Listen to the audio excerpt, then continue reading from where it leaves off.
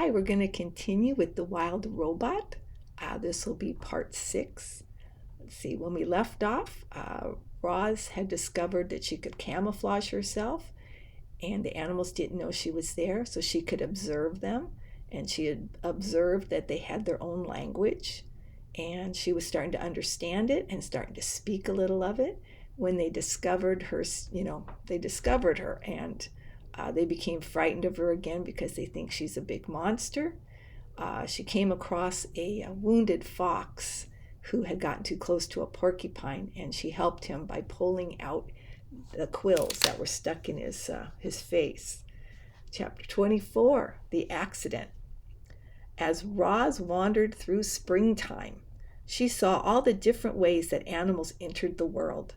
She saw birds guarding their eggs like treasures until the chicks finally hatched. She saw deer give birth to fawns who were up and running in a matter of minutes. Many newborns were greeted by loving families. Some were on their own from their very first breath.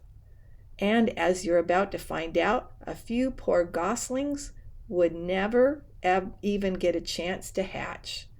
Roz was climbing down one of the forest cliffs when the accident happened. The wind started blowing out of the north, and suddenly clouds were rushing over the island. With the clouds came a spring shower. A downpour, actually, and there was our robot clamping her hands onto a wet rock of stone on the side of a cliff. But the block couldn't handle the extra weight, and as the heavy robot hung there, cracks suddenly shot through the stone and it started breaking apart.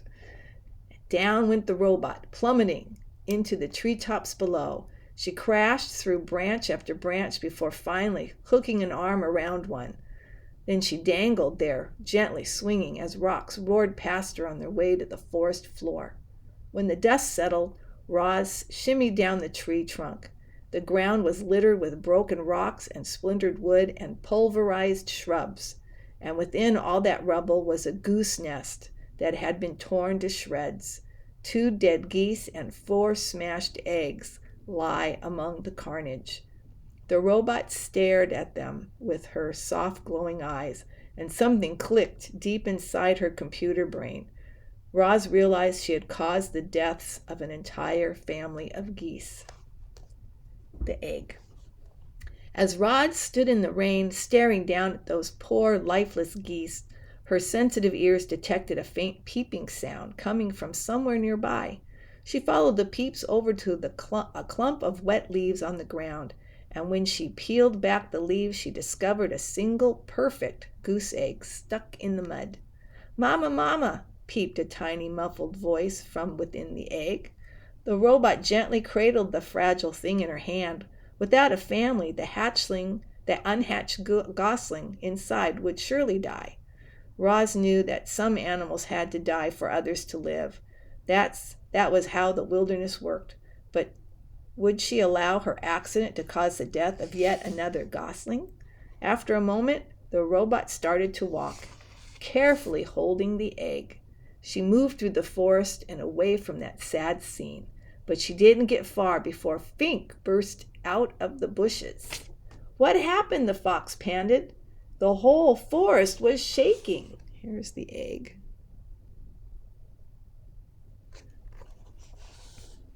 "There was an accident," said the robot. "I was climbing those cliffs when the rocks started to fall." "You should be more careful," said Fink as he checked out the robot's new scrapes and dents. "I'll need your help if I ever have more porcupine trouble." "I will be more careful." What do you have there?" said Fink, looking up at Roz's hands. "A goose egg." "Oh, I love eggs. Can I eat it?" "No, please, no." "Why do you want it?" the fox scowled. "I thought you didn't eat food." "You may not have this egg, Fink." The fox sighed. He scratched his chin, and then he started sniffing the breeze. His nose had found the scent of dead geese. "You can keep your egg," he said as he trotted towards the cliff. "I smell something better." The robot walked on through the misty forest for a long time, until she was standing beneath a sprawling oak tree. Roz placed the egg on a pad of moss. Then she snatched snatched grass and twigs from the ground, and delicately wove them together to make a little nest. She placed the egg inside the nest, placed the nest on her flat shoulder, and climbed up into the branches. The performer. Up in the sprawling oak, the goose egg was peeping and wobbling about its nest. "Mama, Mama," said the egg. "I'm not your mother," said the robot. The egg continued peeping and wobbling until nightfall, when the gosling inside settled down to sleep and the egg became quiet and still. The robot was about to settle into her own kind of sleep when she heard something in the underbrush below. Roz peered down from the branches and saw weeds rustling in the moonlight. A creature was crawling past, but the creature stayed low, hiding in the darkest shadows so that Roz couldn't see who it was. Roz wasn't the only one watching. A pair of furry ears rose up behind the log. The ears belonged to a very hungry badger. He lay in wait as the shadowy creature came closer and closer, and when the time was right, the badger pounced. You might expect a creature under attack to run for her life or to defend herself, or at the very least, to scream. But when the badger pounced, this creature just rolled onto her back, stuck out her tongue, and died. Not only was she dead, she was rotten, and the badger's face twisted with disgust. Ugh, what a stench! He pawed at the stinky corpse a few times and then gave up. "No, thanks," he grumbled to himself. "I'd rather eat beetles." And the badger hurried off to find a less disgusting meal. Had the mysterious creature been frightened to death? And how could her body possibly rot so quickly? Roz was confused. And the robot became considerably more confused an hour later when the dead creature's ears began to flicker. Her nose began to twitch, and she rolled onto her feet and went on her way as if nothing had happened. The robot's voice called down from a tree, "Are you alive or are you dead?" The creature's voice hissed up from the shadows, "Who's there? Why have you been watching me?" "What you did was unbelievable," said Roz. "I couldn't look away." "Unbelievable, really?" The creature's voice seemed to be softening. "I thought perhaps I overdid it when I stuck out my tongue. I was certain you were dead." "Oh, what a lovely thing to say." "Were you dead?"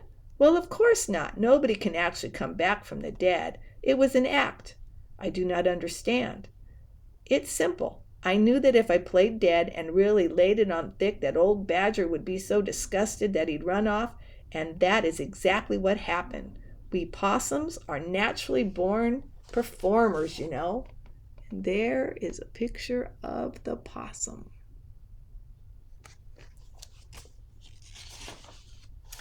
So you are an possum. So you are a possum. Roz's computer brain quickly retrieved any information it had on possums. You are a marsupial. You are nocturnal and are known for mimicking the appearance and smell of dead animals when threatened. "It's true, death scenes are my specialty," said the possum. "But I have a wide dramatic range, believe me." "I believe you." "Have you done any acting?" said the possum. "I have not," said the robot. "Well, you should. You might enjoy it. You can start by imagining the character you'd like to be. How do they move and speak? What are their hopes and fears? How do others react to them? Only when you truly understand a character can you become the character." The two odd creatures sat there, one in a tree, the other in the weeds, and talked about acting.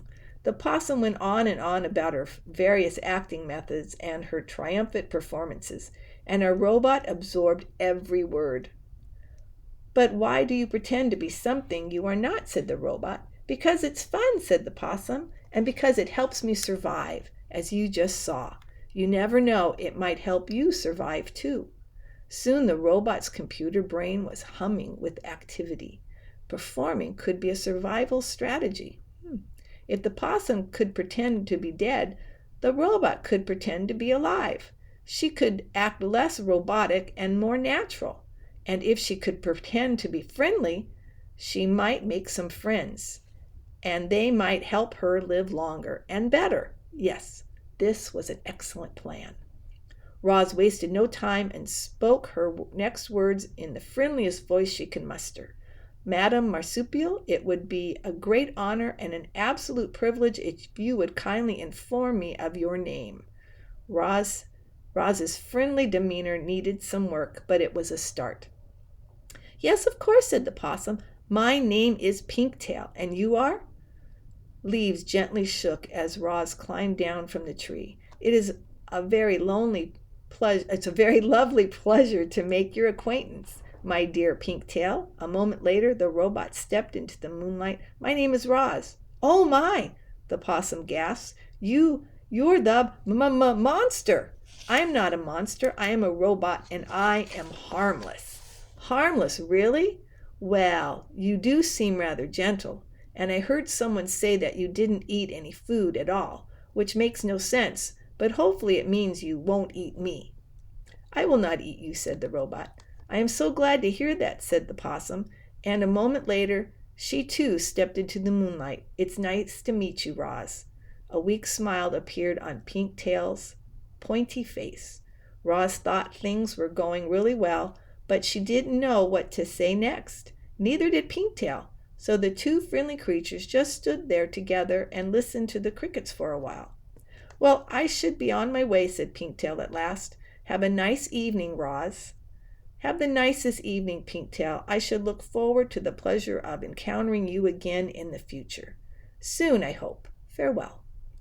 With that awkward goodbye, Pinktail slipped back into the weeds and Roz climbed back into the tree. We will leave it there. And that was part 6 of The Wild Robot.